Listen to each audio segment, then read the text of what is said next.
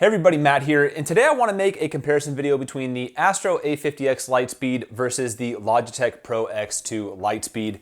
I don't know why these companies feel the need to put these monikers after their products, Lightspeed, Hyperspeed, Quantum Speed, right? But at the end of the day, for the purpose of the video, A50 X Pro X2 is how we're going to be talking about these, all right?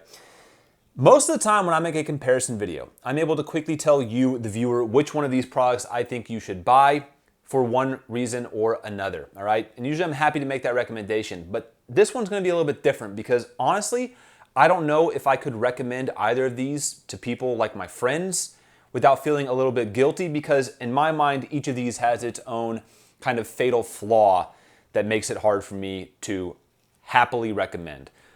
On the Logitech Pro X2, it's the microphone. I honestly think that this is one of the worst microphones on a gaming headset I've ever used. You'll be able to decide for yourself later on in the video when I do a microphone comparison, but it is laughably bad for a mic on a $250 gaming headset, all right? The Astro A50, on the other hand, costs $380, which is absolutely insane in my opinion. There is not any way someone could ever convince me that 380 bucks is a fair price for this headset. It's just too damn expensive. Like Logitech / Astro, same parent company, went overboard with the pricing on these. And I don't know if that's because of the graphene drivers or what, but they're both overpriced in my book. The A50X egregiously so, okay? Now, if in some perfect world, these were similarly priced and priced fairly, I would happily recommend the A50X over the Pro X2 for a couple of reasons. First, it has a lot more features on a wireless headset that I like, okay? It has a game chat mixer. The Bluetooth integration is done well, meaning that it's not as simple as what's on the Pro X2 where it's just a button that you can swap between Bluetooth or your PC. It's actually integrated. So you can be playing a video game, get a phone call, answer that phone call, have the conversation, you're muted in Discord, etc., right? So it's great Bluetooth integration there. It has the best microphone on a gaming headset, wired or wireless, and again, you'll hear that later on when we do the mic comparison. It's got the charging base station, right? And it's still got phenomenal audio with those 40mm graphene drivers. So, like I said, if these were similarly priced, if they were fairly priced, I'd be happy to recommend the A50X. Now, that doesn't mean that the Pro X2 is just an absolute piece of shit or anything, okay? I actually find them to be very comfortable, and I do like the audio quality on them just a little bit better than the A50X. So they don't do everything bad. It's just the microphone, in my opinion, kills the whole thing as a gaming headset, all right? So the video is gonna be broken down into a bunch of different sections. You can skip around however you like. We're gonna start off with what you get in the box, the build quality, the features on each of these headsets. We're gonna talk about the comfort, where I have a bit of a gripe with the A50X. We're gonna talk about the audio quality. We're gonna do a software demo and microphone comparison, and then just wrap it all up. So first things first, what do you get in the box? With the Pro X2, you get the headset itself, which has a detachable microphone. You get a USB-C charging cable, you get a 3.5mm cable, you get your little wireless dongle here, and then you get swappable ear cushions, as well as a carrying case. Now, the leatherette ear cushions are what come default on the headset, but I vastly prefer the cloth ones. I think A, they're more comfortable, but B, I just don't like leatherette. They make my ears hot. I don't like the way that they kind of compress against my head. These always have felt a little bit firmer for me. I like the sound profile better. I will always pick cloth ear cushions over leatherette. 100 times out of 100, right? So I like that they include the swappable ear cushions in the package. I think that's nice, right? That's what you get with the Pro X2. With the A50X, you get the headset itself, not a detachable microphone. You get this base station, which is where I think a lot of the cost in this deal, not necessarily cost, but a lot of the price comes from. This base station has the ability to plug in an Xbox, PlayStation, and PC, and you have the ability to swap between those with the press of a button, which is kind of the big selling point of this headset. So the docking station that does all of that, that's in the box as well, obviously. The cable, it's the little red one you can see back there. That's a USB-C cable that goes, it's a splitter. So part of it goes to your PC, the other part goes to a wall outlet. They do include different outlet adapters in the box, like if you live in different countries, which I thought was weird. I've never seen a product that I bought like at a Best Buy have that in it, but this does. And then it also has an additional USB-C cable. So that's what you get in the A50 box. In terms of build quality, I actually have to give the edge to the Pro X2. These are very nicely built headphones. They have a solid metal frame, metal arms here that go down to the ear cups. The ear cups are this nice, soft touch, fingerprint resistant plastic with the metal accent around it. Rotatable ear cushions. What else? Pretty much it just for the build quality. Like, these are very solidly built. I think I said in my review of these the first time around that when I got them out of the box, I didn't feel like I'd been gypped. Like, the build quality is definitely there with the Pro X2, okay? That's not to say that the Astro build quality is bad by any means, but it's definitely different, all right? Pretty much an all plastic construction. You have the plastic top headband, you have the plastic arms here that go down to the ear cups. This is all, again, that kind of like soft touch, fingerprint resistant stuff, which is nice. The only metal I really see is these, which is the sliders for the adjustability on the headset. Rotatable ear cups as well on this. It's not poor build quality. Like, if you've had a pair of Astro A50s in the past, it's what you expect, right? So not poorly built either, but no matter how well they're built, and I'll try to not harp on it too much, 380 bucks, it's insane, man. So overall, decent build quality, sorry, not good build quality on both of these headsets by Logitech here, okay? In terms of the features though, this is where we're gonna start kind of really differing here. On the Logitech Pro X2, you have your detachable mic, you have your Bluetooth button here. When you press this button, it swaps between Bluetooth and your PC. So if you're playing a game and you get a phone call, you need to hit this button first to swap to your phone, answer your phone call, and then when you're done with your phone call and you hang up on that, hit it again, swap back to your PC. You have your USB-C charging port right here. You have your microphone mute and unmute button. This now has an audible tone that plays when you can hear that inside your headset, which is nice.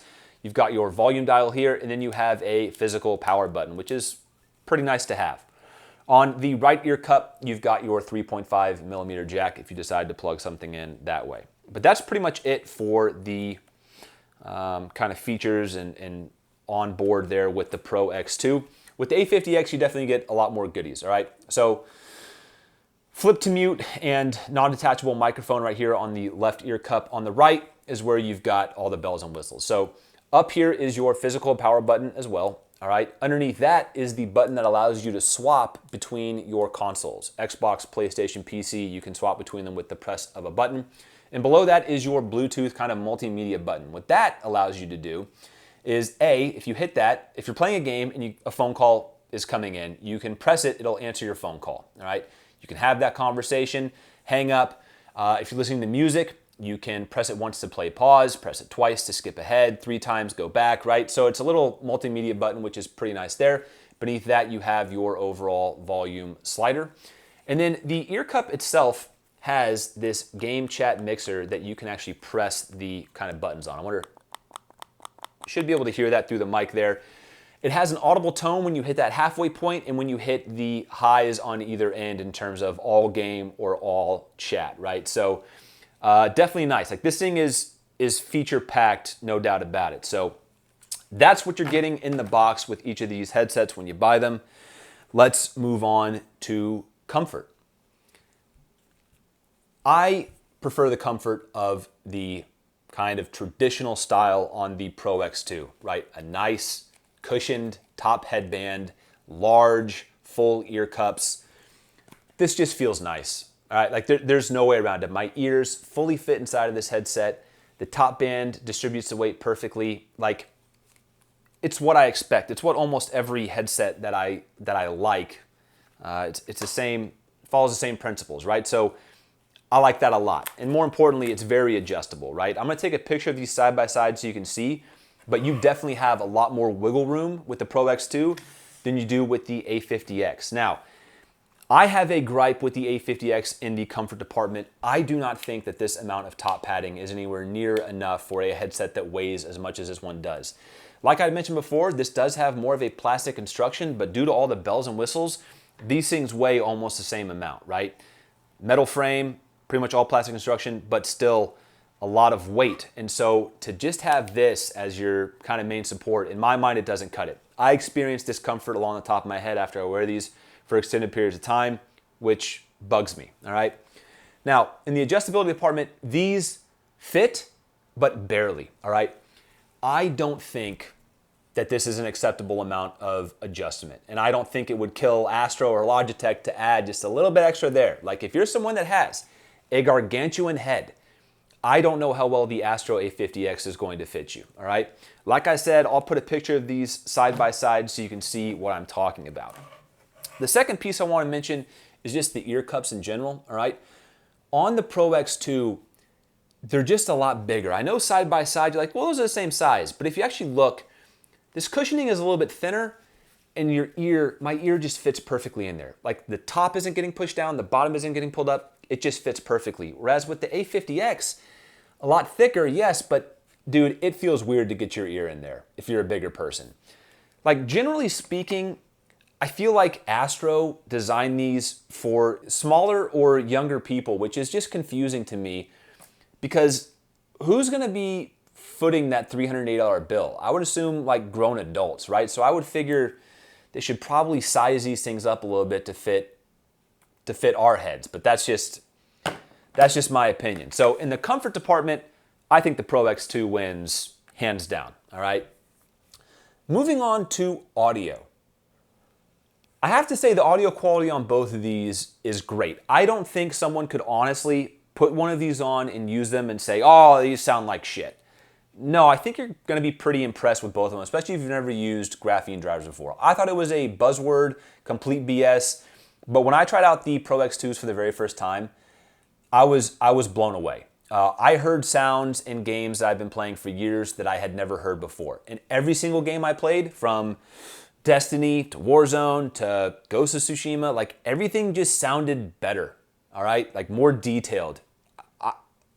I was a believer, okay? So when the A50Xs came out, they also had the graphene drivers. I think Logitech is just, that's kind of their thing now. They were 40 millimeters, so a little bit less punchy, right?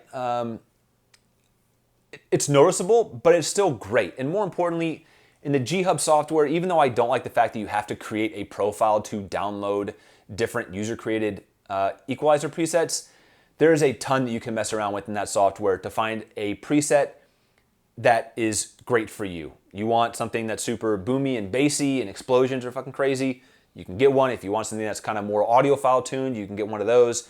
But I'm happy with the audio out of both of these, but I will give the edge, in my opinion, to the Pro X2s. I think that the 50 millimeter drivers versus 40 millimeter definitely makes a bit of a difference, but it's not crazy. It's not a deal breaker by any means. I think the A50Xs sound amazing, and I think most every other review out there that talks about them mentions the same thing, okay? We will do a quick comparison. We'll go into the software and we'll do a microphone test so you can hear those for yourselves, and then we'll kind of just wrap all of this up. So jumping into the software here, I'm recording this segment with the microphone on the A50X. Both of these headsets use G-Hub software, but what's interesting is that the layouts of each are different, even though they pretty much do the exact same thing. So Pro X2, you get into the headphones tab, you have your overall volume, microphone volume, and side tone. It's important to note both of these headsets feature mic monitoring or side tone, which is a must-have for me on any kind of wireless gaming headset. You have the ability to adjust your equalizer here, but you do have presets over here, some of them that are built in, and then you can download some from the community down here. You can go to the microphone and enable or disable blue voice. We'll get into that in just a little bit on the mic test, which is the only way that you can have these different effects, which are kind of fun to play around with, but nothing more. You then have the sampler section, which I never used, no idea what that's really even about. Down device settings is where you get your battery level and the ability to enable or disable hardware noise reduction and your default power off time. All right, so that's the software for the Pro X2. And the A50X, the layout is just a little bit different. So this is your equalizer, which much more in-depth when you compare it to the Pro X2. It does have 3 that come default, and then you can go in with this button right here to browse the community for presets. I did find a few that I love. I think this one's probably my favorite one here. The microphone tab, again, you have an equalizer there. You can set a noise gate if you want to, and then you have the ability for routing using a stream port if you're into that. And then down in the device settings, you have some of the stuff that was kind of like on the landing page of the Pro X2, your ability to adjust side tone. your game chat balance, which you can just control in the ear cup anyways, and then the overall device volume. You can change your sleep setting right here, and then you can adjust the lights on the base station as well as the tones that come through the headset when you click stuff. So very easy to use software. A little bit interesting that they decided to go with a different layout for each one of these. But yeah, let's go ahead and jump into the mic test. So right now I'm talking through the Astro A50 X, phenomenal microphone, no problem recording any kind of segments from my videos with it. Sounds great, all right? Now let's move to the HyperX Cloud 3, which is going to be important in my conclusion. All right, so this is the microphone on the HyperX Cloud 3. Now, it's important to note this is set at 32,000 hertz in the Windows settings. You need to do that. It comes default 16, and it kind of sounds like crap, but this is what it's capable of producing, right? Which I think is a really phenomenal sound on a microphone for a gaming headset that costs 120 bucks, all right? So that's the mic on the HyperX Cloud 3s. Pretty damn solid. Let's do the Logitech Pro X2s. All right, so this is the microphone on the Logitech Pro X2 Lightspeed $250 gaming headset. Like I've mentioned before, to me, this kind of kills the whole thing. When I jump into Discord, my friends just, they hate this one, and I don't blame them, all right? If you enable Blue Voice, which is what I just did right now, you have the ability to put on these goofy presets that I don't feel do a good job of trying to improve the audio quality on this thing whatsoever, right? I think Blue Voice is an absolute gimmick. I don't see the value of it whatsoever. So yeah, I usually leave it disabled, so that's what it sounds like. But either way, not the best quality on this microphone, especially when you compare it to the previous two. Let's go ahead and wrap it all up. So the last thing I want to do before we wrap the whole video up is introduce these to the conversation, the HyperX Cloud 3 Wireless. Now this is a $120 gaming headset that is incredibly comfortable to wear for long periods of time, has great audio quality, and as you can tell from the microphone test, has a pretty damn good microphone to boot. It doesn't have Bluetooth integration, it doesn't have a game chat mixer, pretty much just does three things and it does all three very well, all right? The reason why it's relevant is because in my mind, a product like this existing throws a wrench into Logitech's offerings and their mindset, all right? Why does a $120 gaming headset, which also has a detachable mic, have a significantly better microphone than a $250 gaming headset with a microphone that's supposed to be so great with this Blue Voice integration, right? Make that make sense. Well, it's got the graphene drivers and at least has the ability to have Bluetooth. All right, we're gonna say it's a $130 upcharge. Maybe you can convince me of that, maybe. But the A50X, a base station, 40mm graphene drivers, a game chat mixer, and Bluetooth integration is a $260 upcharge over this. I don't buy that one bit. Like, I think you'd have a hell of a time trying to convince me of that. Oh, well, Matt, there's so much technology packed into the A50X. All right, let me count it with this. SteelSeries, Arctis Nova 7 wireless. It has pretty much the exact same features that the A50X does. Sure, we can argue about this dumbass suspension style headband, the fact that the audio is not as great, or the microphone, but like, it has a game chat mixer. It has Bluetooth integration. And in my mind, Bluetooth integration on this is actually better than the A50X because it at least dims the volume of your game in the background, right? Like, this thing has technology packed in it as well. It's 140 bucks. At the end of the day, I think Logitech just massively overpriced both of these headsets.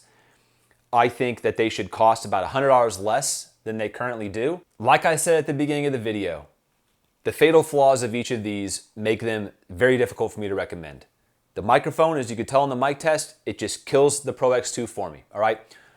What good is a gaming headset if one of the parts that makes it a headset, the microphone, is so crappy that it's not worth using? Like, when I get into Discord at nighttime and I try to put this headset on, everybody knows I have it on, they hate it, and they ask if I can use anything else that I have in my kind of lineup of headsets, all right? So how do I justify keeping this thing around if all it is essentially a good pair of headphones, right? I can't. The A50X, on the other hand, yes, that I do use most nights when I game. just because I think the microphone is that good, the audio is that good, etc. But I don't feel good recommending this thing to people for $380. Like if this were on sale for 250 bucks, by all means, go and buy it. Like if you're someone out there that has like a shitload of money and an average size or small head or whatever, by all means, go get it. But like if you're someone out there who's just been saving up for what they want, you know, they want this kind of flagship top of the line headset from Logitech, I don't feel good about recommending either of these for people out there to go spend their hard-earned money on, all right? I know it might be hypocritical as I'm sitting there and I own both of them, but yeah, it kills me that this is kind of the options that we're left with. Like in a perfect world, we would have something that is as comfortable and has the audio quality of the Pro X2 with all the features of the A50X at a reasonable price for most consumers, all right? This base station to connect all three consoles, like who out there has an Xbox, a PlayStation, and a PC, uses all three of them very regularly, and has all three of them in such close proximity that they are going to benefit from this base station? Like, they pass that cost on to us. I don't think there's very many people out there that are going to be able to use it to its full, you know, capability, whatever. So I'm sorry if the video wasn't what you were hoping for or if it wasn't very helpful to you, but like I said at the beginning, I don't feel good about recommending either one of these to you. When I did my video, when I compared the A50X microphone to every other gaming headset's microphone that I have, people asked in the comments, well, which one would you recommend I go buy? Honestly, something like the Cloud 3 is one of the only things I feel very comfortable recommending to anybody. If you don't need Bluetooth, you don't need a game chat mixer, hell, go buy these. They're 120 bucks. You're not going to be disappointed. You know what I mean? I think a lot of people, if they go and spend 250 bucks or 380 bucks, are going to be disappointed in one way or another with that purchase. So that's going to do it for the video. If you have any questions, comments, concerns, leave them in the section below. I hope it was helpful, informative. If it wasn't, by all means, give it a thumbs down. Let me know why. But yeah, y'all have a great rest of the weekend. Catch you next time.